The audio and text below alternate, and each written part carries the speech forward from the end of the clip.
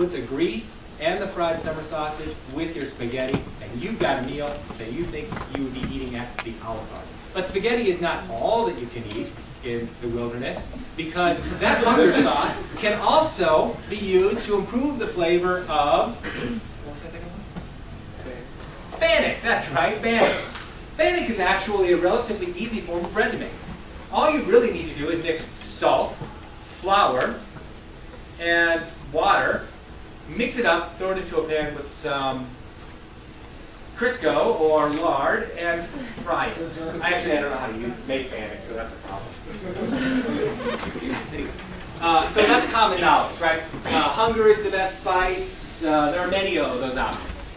So I like to use my impromptu topics as my introduction quotation, kind of, as my common knowledge quotation, and then I link it to my thesis and give you my points. And that's what you're going to do.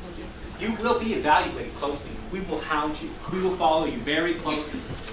When you start doing your speeches, this class changes. This is no longer a class of 120 or so students and one instructor. It is one instructor, one student. One instructor, one student, giving you specific advice on how it is that you need to improve your speech. And we will hold your feet to the fire. We will want a clear introduction strategy. We will want a clear preview. Look at the rubric. We have massive integrity. Like Harry Truman. Rhetorical proofs are reasons to believe your mini-theses. Now, you've constructed your thesis, you've constructed your mini-theses.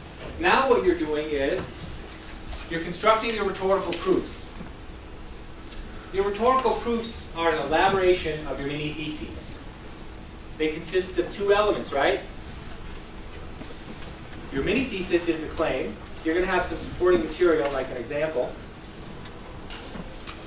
And you're going to have some sort of reasoning that connects your supporting material to the mini-thesis, which is a claim.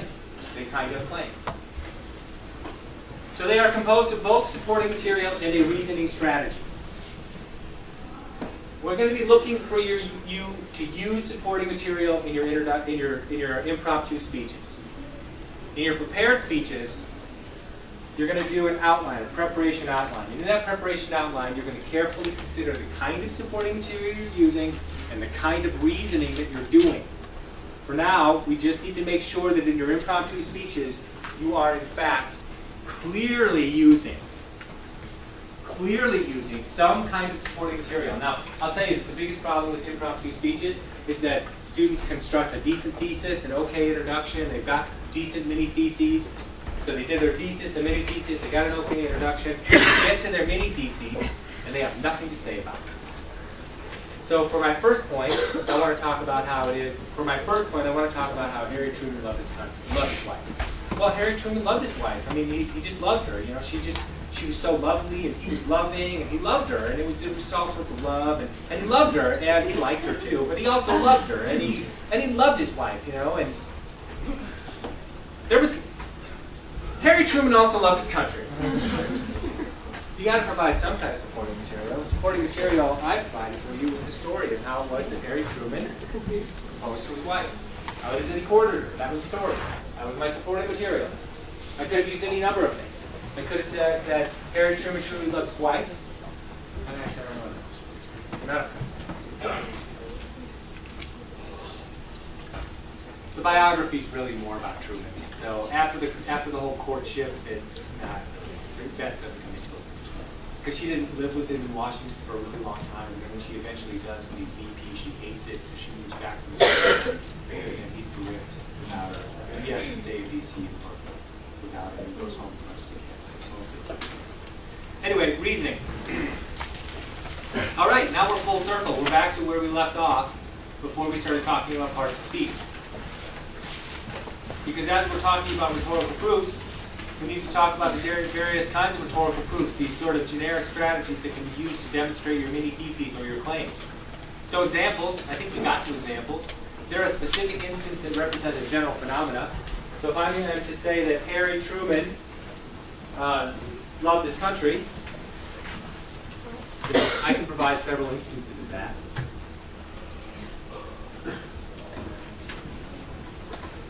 Harry Truman was a farmer who worked for American agriculture. Harry Truman fought in World War I as a captain of an artillery battalion. Harry Truman was a politician who had integrity.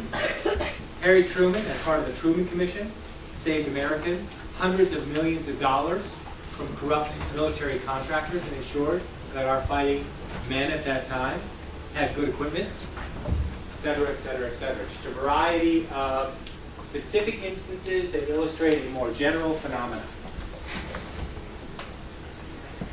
I'm also reading The Rise and Fall of the Third Reich, but I'll spare you all that Hitler and Goering crap. Those guys are crazy. Crazy and vicious. No, they were really crazy. Is the instance unique? That's what we need to know. That's the great thing about the series of brief examples, is it suggests that no particular instance is unique. That's the ultimate test of an example. Is that instance unique?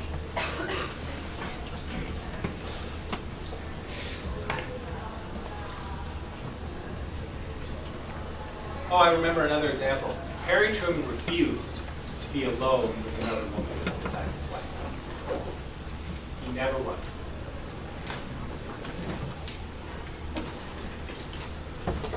Anyway, is the instance unique? Analogy, a comparison of the known to the unknown.